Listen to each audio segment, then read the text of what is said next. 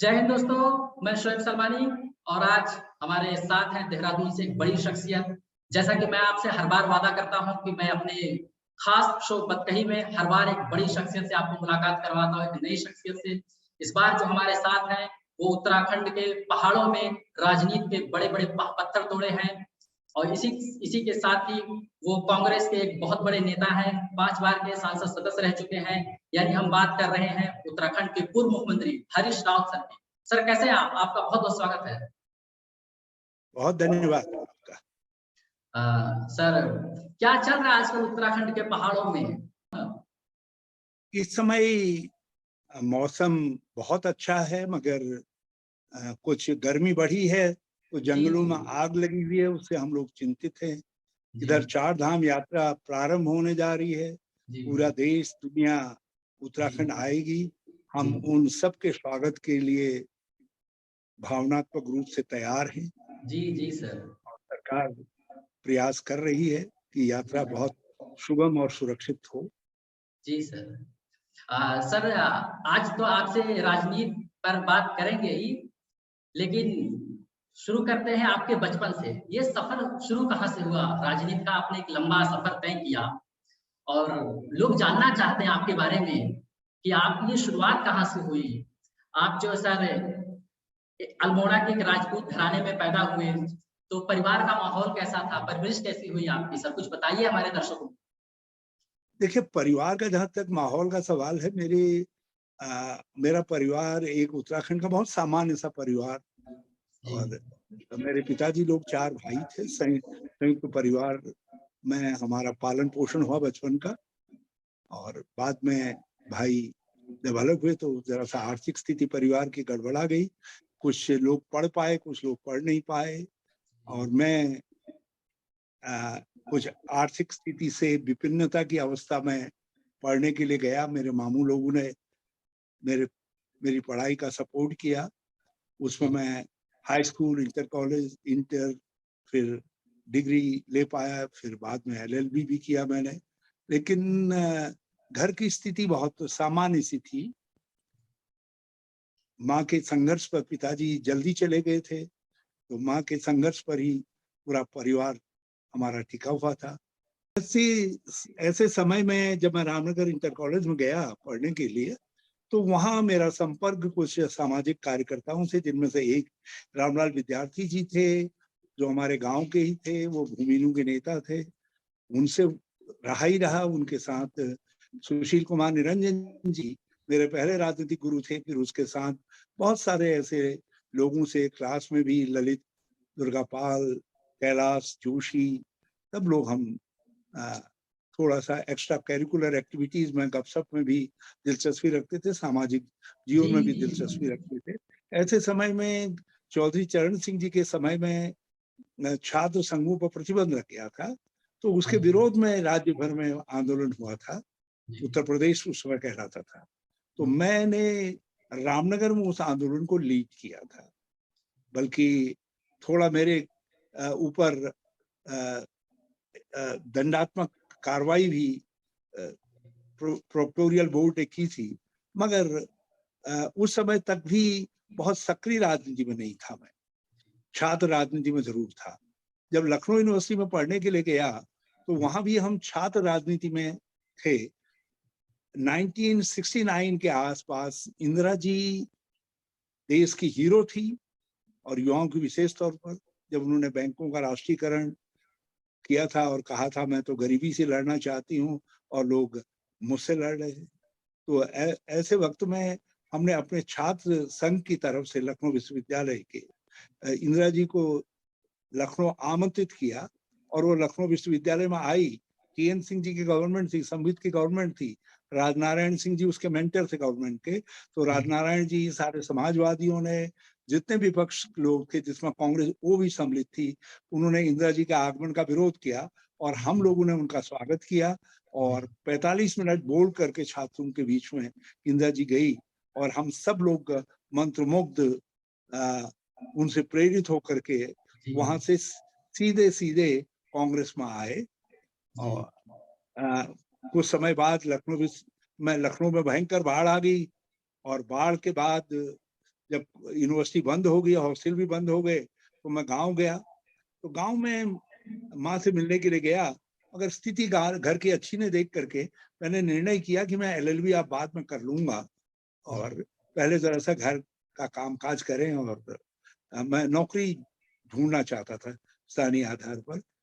ऐसा करते करते हम 5-7 लड़के जुड़ते थे। शाम को हमारे गांव के घर में एक चौनलिया का हाई स्कूल था, तो वहाँ बातचीत करते थे, और समय था हमारे पास, तो हमने श्रमदान शुरू किया। पत्थर इकट्ठा करके फैसला किया कि इस हाई स्कूल में साइंस इसलिए नहीं हो पा रहा है, प्रयोगशाला नहीं है विज्ञान की, तो हम श्रमदान करके कमरे के लिए पैसा इकट्ठा करेंगे, और पत्थर इकट्ठा करना प्रारंभ किया। जब पत्थर इकट्ठा हुए तो फिर हम इलाके में अनाज मांगने और पैसा मांगने निकल पड़े। पूरे इलाके की पदयात्रा की, उसमें काफी पैसा जमा हो गया। फिर दिल्ली गए पदयात्रा करने, जो ककलासों के लोग, चौनलिया के आसपास के लोग दिल्ली में काम कर रहे थे, उनसे, उनके घरों में पैदल जा करके उनसे पैसा लिया। तो इस तरीके से हम लोग कुछ और बड़े दानदाता जिन्होंने एक एक कमरा बनाने का फैसला किया, तो 3+2 कमरे बना पाए, और प्रयोगशाला भी बन गई। लखनऊ विश्वविद्यालय के मेरे कुछ संबंध थे लखनऊ में, वहां से हमने विज्ञान की मान्यता भी करवा दी, और आर्ट की भी अस्थायी मान्यता करवा दी। आर्ट की मान्यता मिल गई कॉलेज को, तो इंटर कॉलेज प्रारंभ हो गया। तो इस तरीके से स्थानीय समाज सेवा के काम में जुट गया। थोड़ा मेरा बचपन में भी रुझान था इस तरफ, जो है कोई नेतागिरी के भाव से नहीं, जैसे मैं गांव के बच्चों को लेकर के गांव के रास्ते साफ करवा देता था। फिर जब शादी ब्याह में मैं, हमारे परिवार को बुलाते थे लोग, तो मैं जाता था, तो मैं पत्तल वत्तल साफ करने आदि का काम करता था कुछ लोगों के साथ मिल करके। तो ये एक सामाजिक पहचान जैसी बन गई। इत्तेफाक रहा कि मैं बहुत अल्प आयु में अपने भिक्केसन ब्लॉक का ब्लॉक प्रमुख भी हो गया। कालांतर में मैं जिले की राजनीति में भी आ गया। युवा कांग्रेस का अध्यक्ष तो था ही था, साथ साथ कांग्रेस की गतिविधियों में बहुत सक्रिय रहने लगा। और 1977 में जब कांग्रेस पराजित हो गई, तो लोग कांग्रेस छोड़ करके गए, तो उस समय हमने उस वैक्यूम को भरा युवाओं को साथ लेकर के, और उसका पुरस्कार मुझको मिला। वैसे तो 1977 में भी मुझे विधानसभा का टिकट मिल गया था, जो बाद में बदल गया, फिर किसी हमारे सयाने आदमी को मिला, फिर मैंने उनको लड़ाया। लेकिन 1980 में मुझको पार्टी ने लोकसभा का उम्मीदवार बनाया, और इंदिरा लाओ देश बचाओ में हरीश रावत सांसद हो गया। जी सवाल है सर, एक सवाल लेते हैं। आप अपने परिवार से पहले ऐसे व्यक्ति हैं जो राजनीति से जुड़े थे? हाँ, मेरे पिताजी स्थानीय राजनीति में रुचि थी उनकी, थोड़ी बहुत थी। जैसे हमारे जूनियर हाई स्कूल, जो बाद में मेरे समय में हाई स्कूल फिर इंटर कॉलेज बना, तो उसके प्रबंधन समिति के साथ जो जुड़े रहते थे, चंदा इत्यादि देते थे, क्योंकि वो थोड़ी बहुत ठेकेदारी भी करते थे। और जब 1951 की बात है, गोविंद सिंह मेहरा जी थे, जो बाद में हमारे विधायक भी रहे और मेरे ससुर भी हुए, तो वो इलाहाबाद यूनिवर्सिटी से पढ़ करके आए। उन्होंने एक मूर्धन्य स्वतंत्रता संग्राम सेनानी और बहुत बड़े नेता हरगोविंद पंत जी के मुकाबले खड़ा होने का निर्णय किया। तो मेरे पिताजी गोविंद सिंह जी के साथ थे, मगर नेहरू जी से बहुत प्रभावित थे। नेहरू जी जब हमारे इलाके में आए थे हरगोविंद पंत जी के लिए प्रचार करने के लिए, तो मेरे पिताजी मुझको पीठ में कंधे में बिठा करके हमारे चौनलिया लेकर के गए थे। अच्छा। और तब मैंने नेहरू जी को देखा था, क्योंकि याद इसलिए है, एक बड़े से भोंपू से, वो जिसको चलता फिरता माइक होता है, उससे बात, तो मुझे बड़ा आश्चर्य होता था कि इस आदमी की आवाज इतनी बड़ी क्यों सुनाई दे रही है, क्योंकि वो अच्छा था उस समय, ज्यादा वो नहीं थी। तो ये आप ये कह सकते हैं बहुत सेफली कि अपने परिवार से मैं सक्रिय राजनीति में पहला व्यक्ति। जी एक सवाल लेते हैं सर।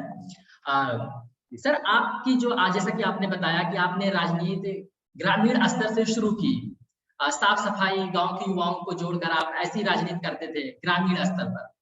क्या उस समय प्रचार करने का अपने पार्टी के साथ क्या माध्यम था? जिस तरीके से आज भारत में अपने पार्टी के कार्यकर्ताओं जो कार्यकर्ता होते हैं पार्टी का, अपने पार्टी को जिताने के लिए कितने हद तक नीचे गिर जाते हैं, गाली-गलौज पर, मारपीट पर, दंगे पर उतर आते हैं। आपके समय में पार्टी के कार्यकर्ता कैसे प्रचार करते थे? आपने बहुत एक जबरदस्त सवाल किया है, जी, जी सर। और इस सवाल में आज की राजनीति की जो विद्रूपता है, जी, जी। कमियां हैं, जी, वो भी उभर करके सामने आती है। जी सर। मैं आप ये कह सकते हैं कि 1970 और 71 के करीब कांग्रेस का सक्रिय सदस्य बन गया था। जी, जी। हम लोग गांव-गांव जा करके, इलाकों में जा करके युवक कांग्रेस की भी भर्ती करते थे, कांग्रेस की भी भर्ती। जी। जब संजय गांधी जी ने युवक कांग्रेस को 5 सूत्री कार्यक्रम दिया, तो जी। कोई इलाका ऐसा नहीं था जहां जाकर के हमने वृक्षारोपण का कार्यक्रम न किया हो। जी, जी। और बहुत सारी जगह हमने प्रौढ़ शिक्षा केंद्र खोले और उनको लोगों को इकट्ठा करते थे, सिखाते थे अपने तरीके से। जी। और उससे हमने युवक कांग्रेस बनाई, और मुझे बेहद खुशी है कि उस युवक कांग्रेस के कुछ लोग आज भी सक्रिय राजनीति के अंदर हैं, जी। और कुछ लोग ऐसे हैं जो नहीं हैं, मगर आज के हरीश रावत को बनाने में उनका बड़ा भारी योगदान रहा। जी। वो सामाजिक कार्यों से निकल करके आए जो है, और उस समय पार्टी का जो उम्मीदवार होता था उसके लिए काम करते थे हम लोग। जी। मुझे 72 में काम करने के लिए 5 रुपया दिया गया था, और ये कहा गया था कि ये तो है आपका खर्चा, और अच्छा। 50 रुपया दिया गया था जो है पूरे इलाके के एजेंट बनाने के लिए। जी। उसमें हमने एजेंट बनाए थे पूरे इलाके के लिए, जी, और जी। अच्छे खासे वोट वोट पड़े थे। फिर जब विधानसभा का चुनाव हुआ, लोकसभा के चुनाव के बाद, मैं 1971 के लोकसभा के चुनाव की बात कर रहा हूँ, जी, जी जब सर। जी। इंदिरा जी जीत करके आई थी जी। बैंकों के नेशनलाइजेशन के बाद। जी। और उसके तत्काल बाद उत्तर प्रदेश का चुनाव भी हो गया था, तब विधानसभा का चुनाव हुआ था। गोविंद सिंह मेहरा जी हमारे वहां से कांग्रेस के उम्मीदवार थे, और मैं ब्लॉक प्रमुख हो गया था, तो मैंने सारे ब्लॉक की जिम्मेदारी संभाली थी।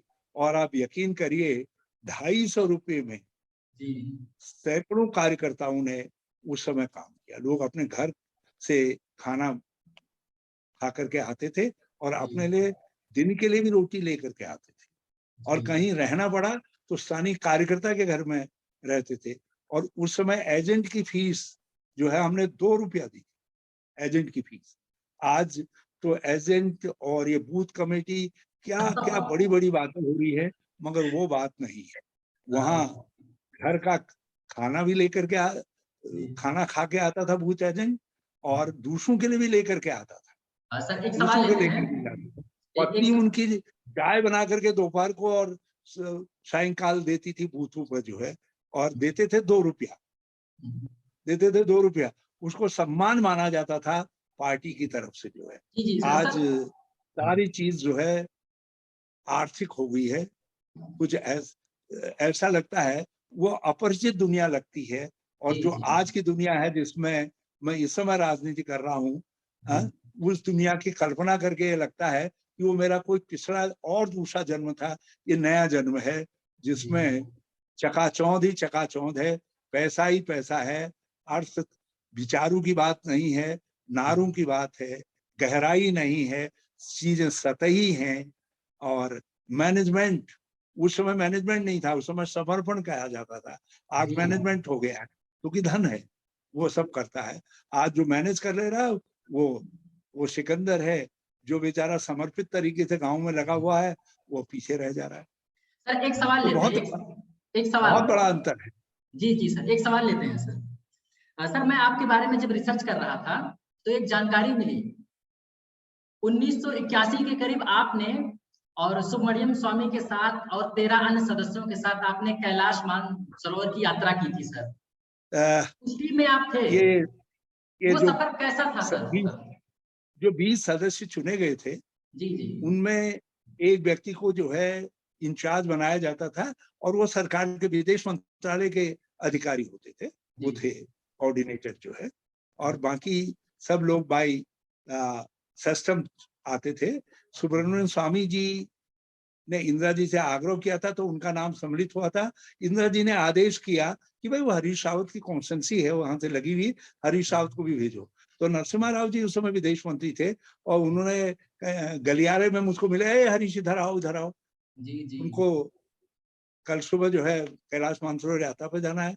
जी मैंने कहा मैंने तो कल ही धन्यवाद दिया इंदिरा जी को कि उन्होंने कैलाश मानसरोवर यात्रा प्रारंभ करवा दी और चीन को सहमत करवाया, लेकिन क्या यात्रा कल ही से प्रारंभ हो रही है? उन्होंने कहा बिल्कुल हो गई है, सब चीजें तैयार है, तुम कल जाओ।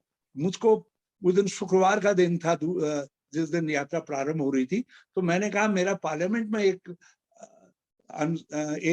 हाफ एन आवर डिस्कशन है, मैं कल रास्ते में कहीं भी मिलूंगा। तो मैं रास्ते में पिथौरागढ़ जाकर के, धारचूला जाकर के अपने शेष यात्रियों से मिला था, मगर बड़े उत्साह का वातावरण था। रास्ते भर में स्वागत ही स्वागत हुआ था यात्रियों का। जब हम धारचूला से चले थे, एक जगह तवा घाट है, तवा घाट से जब पैदल चले थे चढ़ाई के अंदर, वो चढ़ाई बाद में भी हमारे लिए बड़ी चुनौती बनी रही थी। फिर मैंने सांसद के रूप में वहां सड़क बनाई थी। तो उस समय जब हम पैदल चले थे, तब सैकड़ों की संख्या में गांव के लोग जो है परंपरागत वस्त्र पहने हुए हम लोगों के स्वागत के लिए रास्ते में आते थे।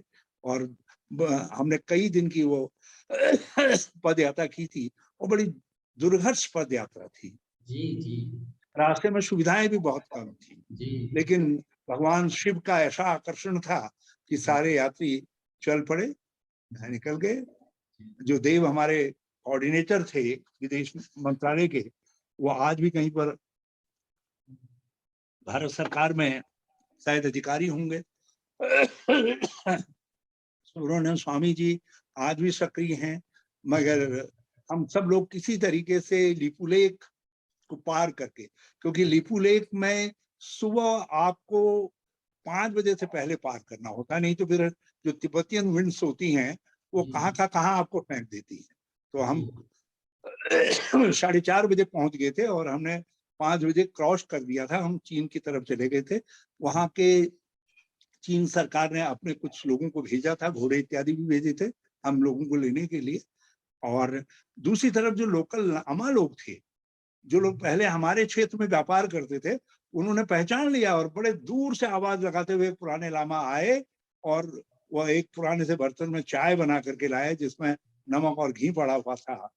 तो उन्होंने और सब लोगों से कहा पियो, और उन्होंने वो बर्तन में पीने से इनकार कर दिया।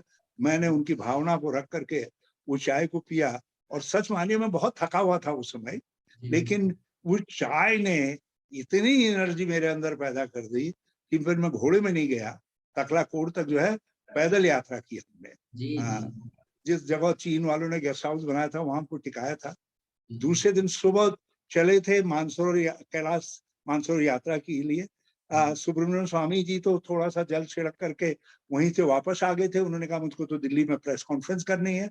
मुझसे भी कहा था उन्होंने चलो, सारा ग्लैमर तो हम लोगों के साथ चल पड़ेगा यदि हम पहले चलेंगे। मैंने कहा नहीं भाई, यहाँ आया हूँ तो भगवान शिव की परिक्रमा कर लेता हूँ। इसी तरफ इंदिरा जी का आदेश था और तो फिर कैलाश मानसरोवर की परिक्रमा की। कैलाश की तो बहुत संक्षिप्त से की और बाकी मानसरोवर की परिक्रमा की।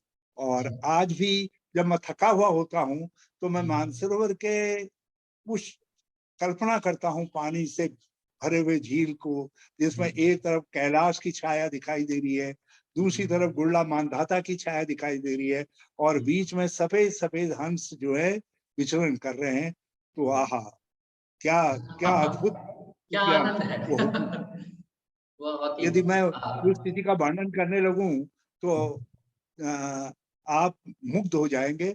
सुबह के वक्त जो ही तिब्बतियन विंड्स थमती थी तो मैं टेंट से बाहर निकल करके एक आध लोटा पानी डालने के लिए, नहाने के लिए उस ठंडे पानी से निकल पड़ता था, ठंडे पानी से नहाता था।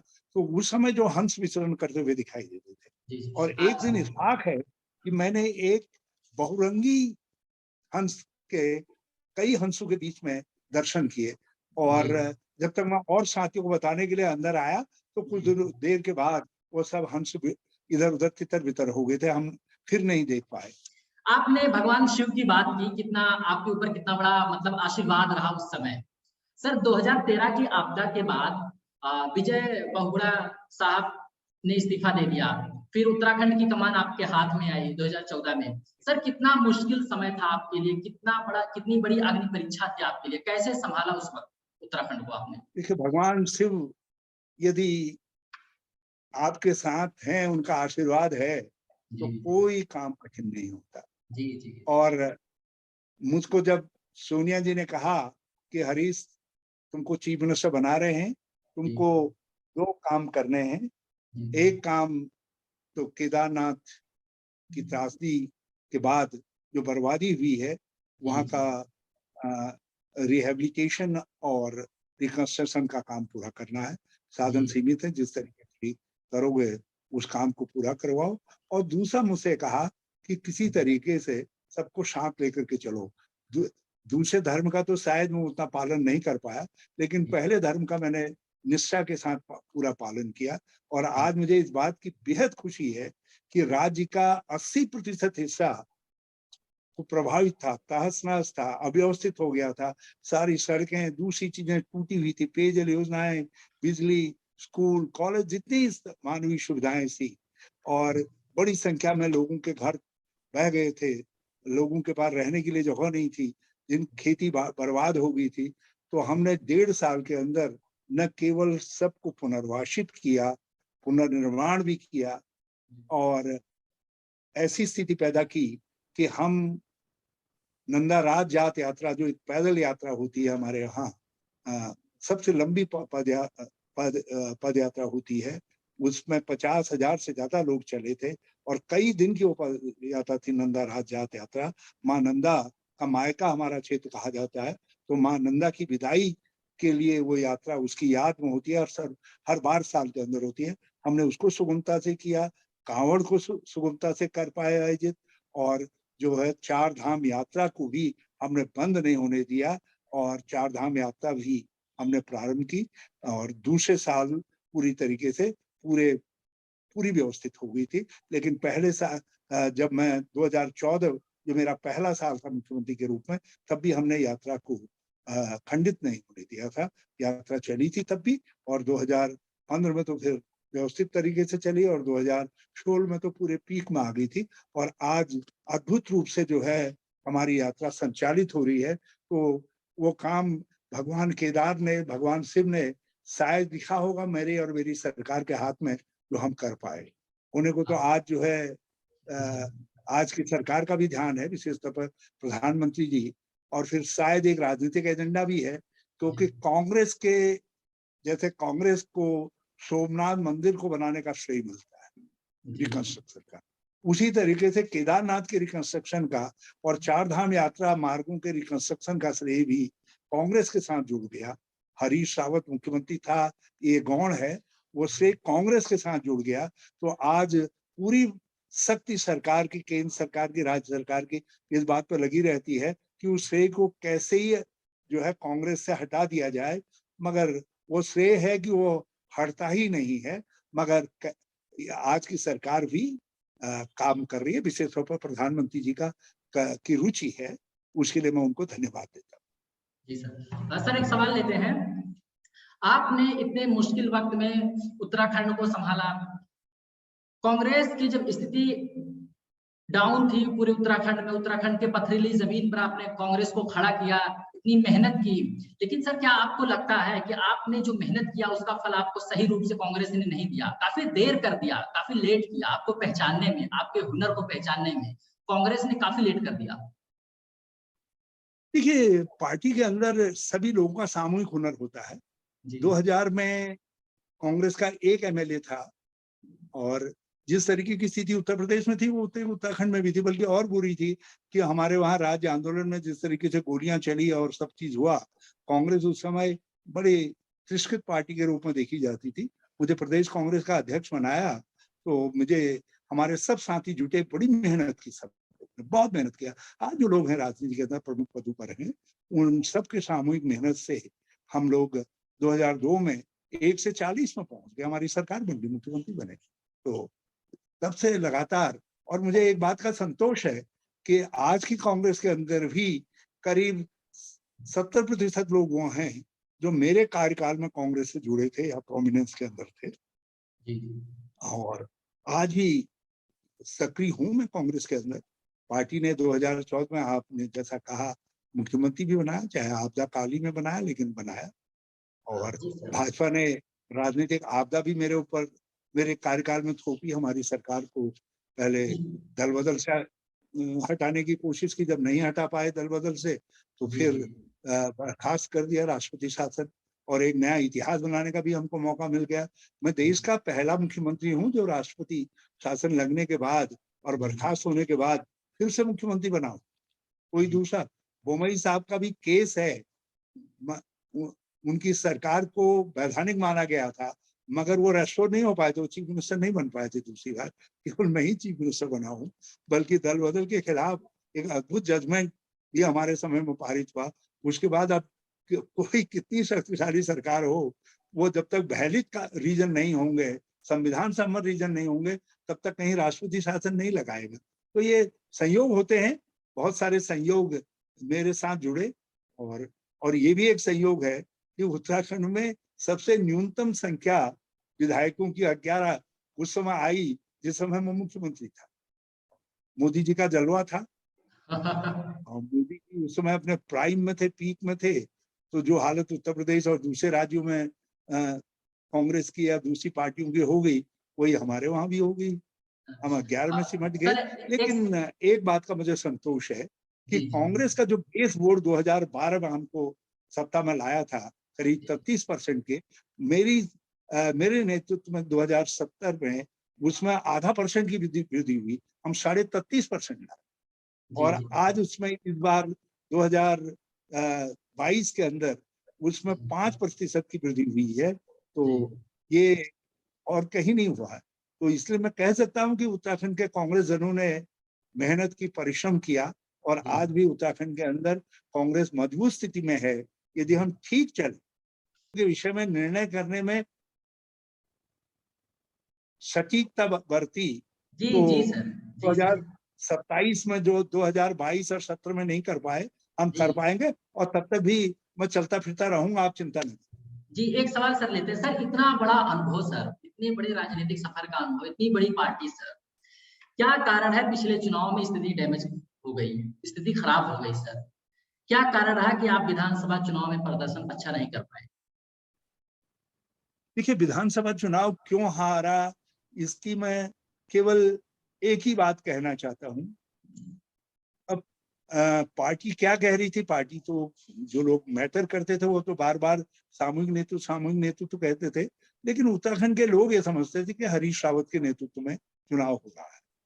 और आप मीडिया के लोग भी जो सर्वे इत्यादि करते थे, उसमें आप मुझे वर्तमान मुख्यमंत्री जी से ज्यादा पॉपुलर बताते थे। कोई 37% बताता था, कोई 38% की रेटिंग देता था, कोई 40, कोई 43% की रेटिंग देता था।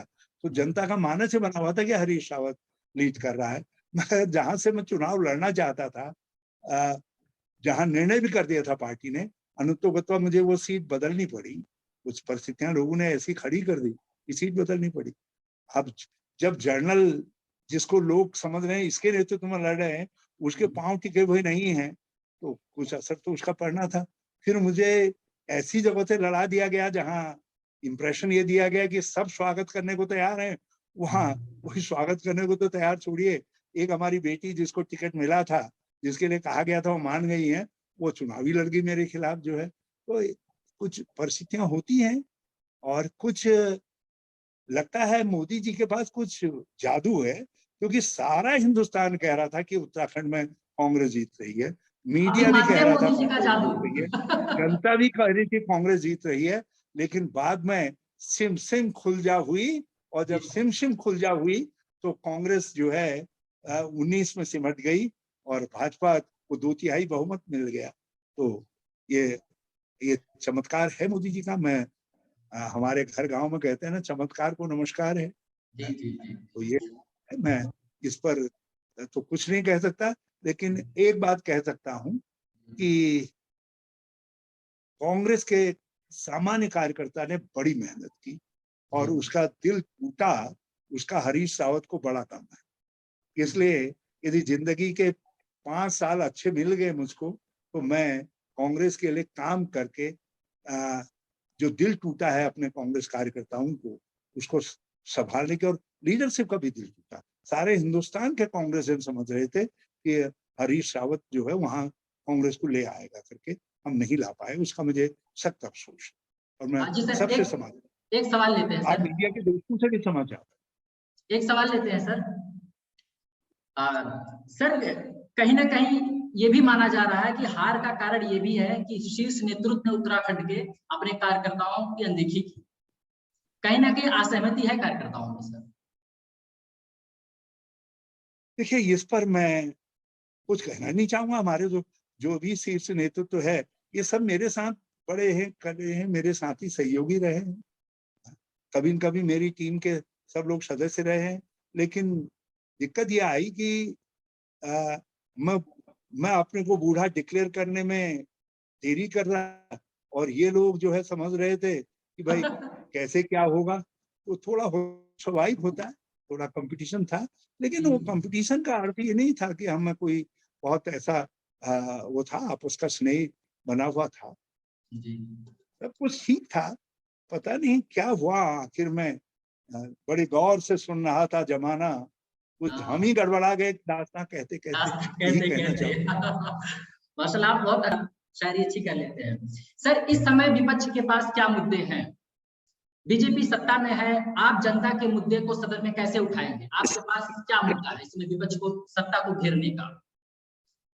देखिए, हमारे ऊपर, हमारे सामने बड़ी चुनौती है।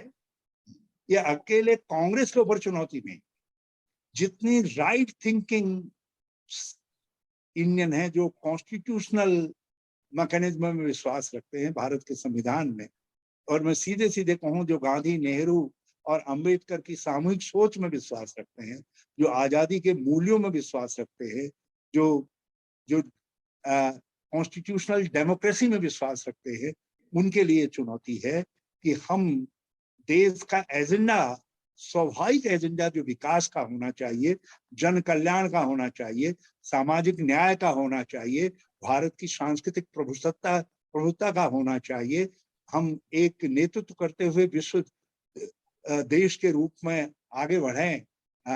हम जिस तरीके से हमने नेम के रूप में दुनिया का नेतृत्व किया था, उस तरीके का नेतृत्वकारी राज्य देश के रूप में जाने जाए, ये इस रूप में लाने का ये हो नहीं पा रहा है। कहीं न कहीं देश का जो सौहार्द गड़बड़ा जा रहा है, चीजें हिंदू मुसलमान में आ जा रही हैं। अब हनुमान जो सबके देवता है, बल्कि मैं कहूं यदि उस काल में धर्म बने होते तो शायद हनुमान जी पता नहीं उनके साथ क्या विशेषण लगा होता, लेकिन सबके देवता है हनुमान। देखिए, तो जो सबसे कमजोर थे उस समय, वो उनका नेतृत्व कर रहे थे, और कितनी अगाध आस्था थी प्रभु राम में उनकी जो है। और राम ही तो कह करके गए, सामाजिक सद्भाव शब्द रामी ने तो दिया, सौहार्द शब्द रामी ने तो दिया, जिन्होंने अपने दुश्मन रावण जो पत्नी का हरण करके ले गया, उसको भी माफ कर दिया, और अपने भाई से कहा जाओ वो परम विद्वान है, उससे शिक्षा लो। जी जी तो लेकिन आज ये सब नहीं हो रहा है। जी तो ये वो हो, ये हमारे ऊपर सबसे बड़ी चुनौती है। जी सर, और एक वैसे आखिरी यदि सवाल मैं सर। कहूँ तो इस समय महंगाई, देश की अर्थव्यवस्था, स्वास्थ्य व्यवस्थाएं, बेरोजगारी, ये कुछ ऐसे सवाल है, अब तो इन सवालों पर बात करने में डर लगने लग गया है। यदि कहीं महंगाई की बात करो तो लोग ये ना कहते हैं कि तुम फला धर्म के विरोधी हो। आज तो महंगाई भी उसी नजर से, बेरोजगारी भी उसी नजर से, सब चीजें अब समझ में नहीं आ रहा है। मैं तो इस समय 74वें वर्ष में हूँ, 73 से 74 में जाऊंगा। ये अब लग रहा है कि हिंदुस्तान को नए सिरे से समझना पड़ेगा, और कोशिश करेंगे महाराज। लेकिन आरोप आपके ऊपर भी सर लग रहा है, आपके ऊपर नेतृत्व आप कर रहे थे पिछले 5 साल, जनता के मुद्दे को नहीं उठा पाए, महंगाई, बेरोजगारी, जनता की समस्या को आप कम नहीं कर पाए। नहीं, ठीक है मेरे साहब। समय में, मेरे कार्यकाल में 3 साल में, जिस समय मैंने टेक ओवर किया था, उस समय हमारे राज्य के अंदर बेरोजगारी की वार्षिक वृद्धि दर 7.5% थी। 7.5%, जी जी याद करिए। और जिस समय 2017 में भाजपा सत्ता में आई, उस समय बेरोजगारी की वृद्धि दर 1.5% थी उत्तराखंड के अंदर, जो देश के राज्यों में सबसे न्यूनतम थी। और मैंने 32,000 लोगों को सरकारी नौकरी पर लगाया, और सरकारी नौकरी, और दूसरे हमने बहुत सारे रास्ते निकाले जिससे स्वरोजगार बढ़े। तो इसलिए आप मुझसे नहीं कह सकते कि ये चुनौती का समाधान मैंने नहीं दिया। और लोगों को महंगाई का दंश न झेलना पड़े, इसके लिए उत्तराखंड पहला राज्य था जिस राज्य ने एपीएल के कार्ड धारकों को भी 4 रुपया किलो गेहूं और 9 रुपया किलो चावल देने और 1 किलो चीनी देता था, जो है वो पहला राज्य था एपीएल के कार्ड धारकों के जी लिए। सर, मैं एक अपनी खाद्य सुरक्षा के कार्ड धारकों की बात नहीं कर रहा हूँ, उनको तो केंद्र सरकार देती ही देती। जी और सर। दूसरी तरफ हमने स्वास्थ्य बीमा योजना 1,75,000 के अपने नागरिकों को देने का काम किया, जिससे उनके घर का खर्चा कम बढ़े। और सौभाग्य से उस समय गैस के दाम जो है न्यूनतम थे, 400 के करीब थे। आज तो सपने की बात हो गई है 400 कहना, जो है। जी तो सर, ये एक सवाल लेते हैं सर। महंगाई का दानव इतने बड़े रूप में आज ही दिखाई दिया है। हाँ, बेरोजगारी की चुनौती जरूर थी हमारे छोटे राज्य के अंदर, उसका मैंने समाधान निकाला। जी सर, एक सवाल लेते हैं। जो कांग्रेस शीर्ष नेतृत्व जो दिल्ली में बैठता है, हाई कमान, जिसके आगे पूरा कांग्रेस संगठन नतमस्तक होता है, क्या आपको लगता है कि बदलाव की जरूरत है? जिस समय से कांग्रेस एक के बाद एक राज्य चुनाव हारते जा रही है, और आरोप हमेशा ये लगते हैं कि जब तक नेतृत्व परिवार के बाहर का नहीं होगा तब तक कांग्रेस का भला नहीं होगा। तो क्या आपको लगता है कि परिवार के बाहर का नेतृत्व होना चाहिए? देखिए, हकीकत ये है कि कांग्रेस के इतिहास के साथ गांधी नेहरू परिवार का बलिदान, उनका सोच और देश के लिए उनका समर्पण इतना घुल मिल गए हैं कि उनको अलग करना, मैं समझता हूँ, देश और समाज के हित में नहीं।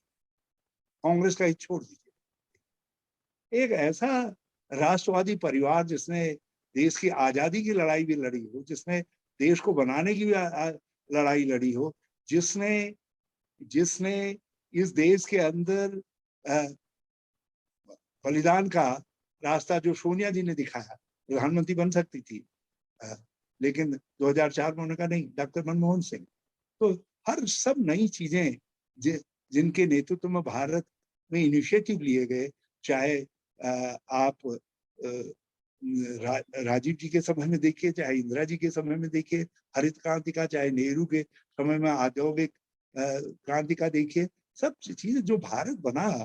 तो आप हम अपने इतिहास के उस स्वर्णिम पृष्ठ को अपने से अलग कर दें, जी जी ये कहीं बुद्धिमानी कहलाएगी? ये देश के लिए भी बुद्धिमानी नहीं है। कुछ कुछ ऐसे स्वर्णिम पृष्ठ होते हैं, वो किसी परिवार के साथ सौभाग्य से जुड़ गए हैं, तो आप उसको खुरच करके अलग कर देंगे तो आप ही के शरीर में तो घाव होगा। तो ये देश के लिए किसी भी हालत में उचित नहीं है। और फिर राहुल गांधी नई पीढ़ी के नए सोच हैं, प्रियंका जी नई पीढ़ी की नई सोच है। हम जगह जगह नया नेतृत्व ढाल रहे हैं, खड़ा करने का काम कर रहे हैं, सब किया जा रहा है।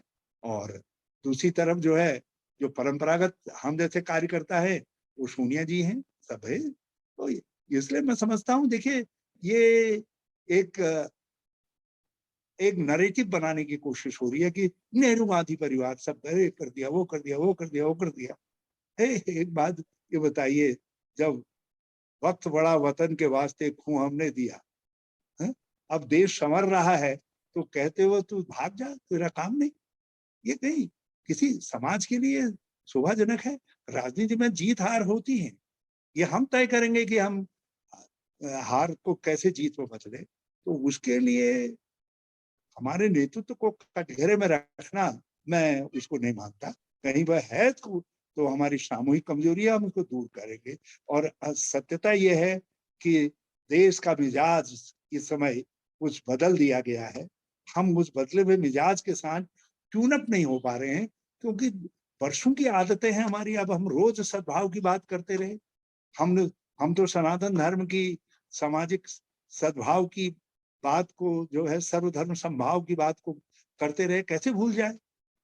नेहरू के डिस्कवरी ऑफ इंडिया को पढ़िए तो आप देखिए, उसमें उन्होंने सनातन धर्म का कितना बड़ा सुंदर वर्णन किया है। हम कैसे उस सनातन धर्म की सीख वसुधैव कुटुंबकम को भूल जाए। तो हम अपनी कुछ आदतों को नहीं भूल पा रहे, और कुछ लोग हैं, उन्होंने एक्सपर्टाइज कर दिया है कि एक दूसरे को कैसे लड़ाया जाए, एक दूसरे के लिए कैसे नफरत पैदा कर दी जाए। तो ये विचार देश को करना पड़ेगा कि कांग्रेस अपने रास्ते पर चल करके देश के लिए आशा बनाए रखे, या जो है जो हो रहा है आज उसी को होने दिया जाए। ये हमको अपनी सोच पर नाज है, ये भाग्य पर जरूर जरा सा चिंता है, मगर अपनी सोच पर हमको नाज। हाँ सर, एक आखिरी सवाल लेते हैं। क्या हरीश रावत साहब थक गए हैं? क्या हरीश रावत साहब अब राजनीति से संन्यास ले लेंगे? क्योंकि अफवाहें ये उड़ रही हैं कि गंगा नहाने के बाद हरीश रावत साहब दिल्ली की तरफ अब कूच करेंगे। क्या सच्चाई है सर? दिल्ली की तरफ जाएंगे ना, दिल्ली में कांग्रेस का काम करेंगे। सरकारी कर्मचारियों के बीच में मैंने पहले वर्षों काम किया ट्रेड यूनियन में, वहां काम करेंगे, वहां जुटाएंगे लोगों को। हमने हमारे करीब 14 लाख के करीब प्रवासी उत्तराखंडी हैं, फिर हिमाचल के लोग हैं, उनको संगठित करेंगे कांग्रेस के पीछे। और यदि पार्टी लीडरशिप ने अलाउ किया, नहीं उत्तराखंडी में रहो तो उत्तराखंड में रहेंगे। मगर जनता लोगों ने जो है, देखो एक प्राइम होता है सोच का। 2017 में यदि लोग मुझे अवसर देते तो मैं आज उनको 2022 में एक ऐसा समुन्नत उत्तराखंड देकर के गया होता जो छोटे राज्यों के लिए सोशियो इकोनॉमिक डेवलपमेंट का मॉडल और एजुकेशन का मॉडल होता, लेकिन नहीं हो पाया। 2022 में थोड़ा मैंने ताकत बचा करके रखी थी, वो ताकत वो भी काम नहीं आई, हार गए। आज भी हम अपने विचारों का उत्तराखंड बनाने का लोगों ने मुझको इजाजत नहीं दी, पब्लिक ने। अब 2027 तक तो मैं वो हरीश रावत नहीं रह सकता ना। राज्य के काम करने वाले बाजुओं में ताकत भी तो होनी चाहिए।